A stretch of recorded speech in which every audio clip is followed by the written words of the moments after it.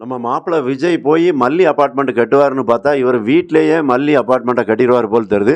ஏன்னா, எந்நேரமும் அந்த அபார்ட்மெண்ட்ட பத்தி சிந்திக்கிறத விட்டுட்டு, வீட்ல உட்காந்து மல்லிகிட்ட இருந்து அடுக்குமொழியில பேசிக்கிட்டு, அதே நேரத்தில மல்லிய எப்படியெல்லாம் வந்து ரொமான்ஸ் பண்ணலாம், இன்னொன்னு எந்தெந்த கேப்லலாம் கிடா வெட்டலாம் அப்படிங்கிற மாரி தான் நம்ம மாப்பிள்ளை விஜய் யோசிச்சுக்கிட்டே இருக்கிறாரு. அவர் முழுக்க முழுக்க மல்லியோட அழகுல சொக்கி போய் தான் இருக்கிறாரு. அதனால தான் சின்ன கேப் கிடைச்சா கூட போதும் மல்லி, மல்லி, மல்லி, மதுரை மல்லின்னுட்டு போய் உருக ஆரம்பிச்சிருந்தாரு.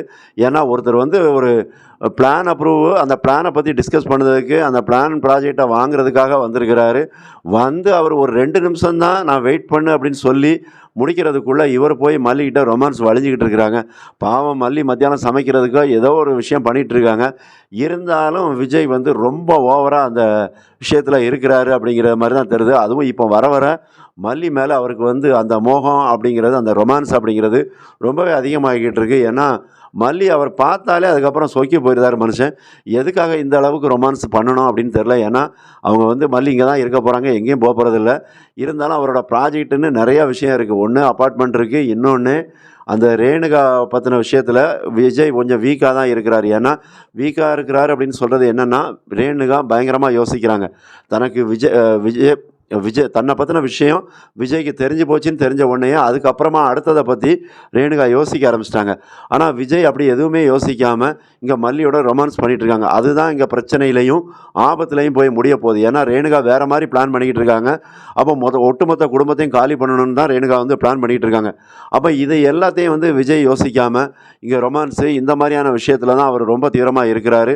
அதுவும் ராஜிய எப்படி ஏமாத்துறது, அவங்களுக்கு ஒரு ஃபோன போட்டு அவங்கள எப்படி வீட்ட விட்டு வெளிய அனுப்புறது, இந்த மாரியான விஷயத்துல தான் ரொம்பவே அதிக ஈடுபாட வந்து விஜய் காட்டுறாங்க.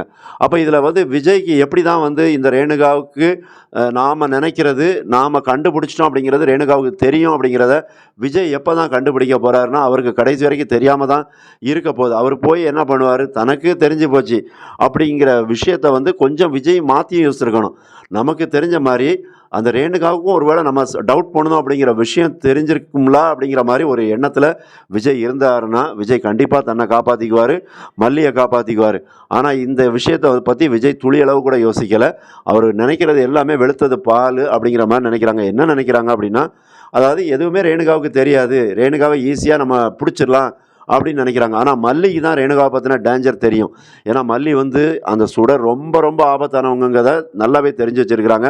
ஆனா விஜய் அந்த அளவுக்கு உணரல. அப்போ விஜய் என்ன நிலைமை என்ன ஆகும் அப்படிங்கிறது போக போக தான் தெரியும். அவர் மோசமான விஷயத்துல சிக்க போறாரு ரேணுகாட்ட அப்படிங்கிற மாரி தான் கொண்டு போவாங்க அப்படிங்கிற மாரி தெரியுது. ஏன்னா, மல்லி தான் அதில வந்து முறியடிப்பாங்க. அந்த ரேணுகாவோட ஒட்டுமொத்த திட்டத்தையும், பிளானையும் முறியடிப்பாங்க. அது ரகுவுக்கும் தெரியும்.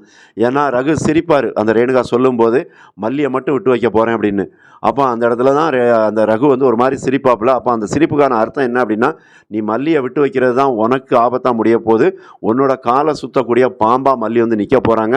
உன்னோட திட்டம் எதுவும் ஜெயிக்க போறதில்ல" அப்படிங்கிறத ரகு புரிஞ்சுக்கிட்டாரு. அதனால தான், "நீ வந்து இந்த காதல் வயப்படாத ரேணுகா, சீக்கிரமா கிடைக்கிறத சுருட்டிட்டுன்னு கிளம்புறது" சொல்றது அதுக்கு தான்.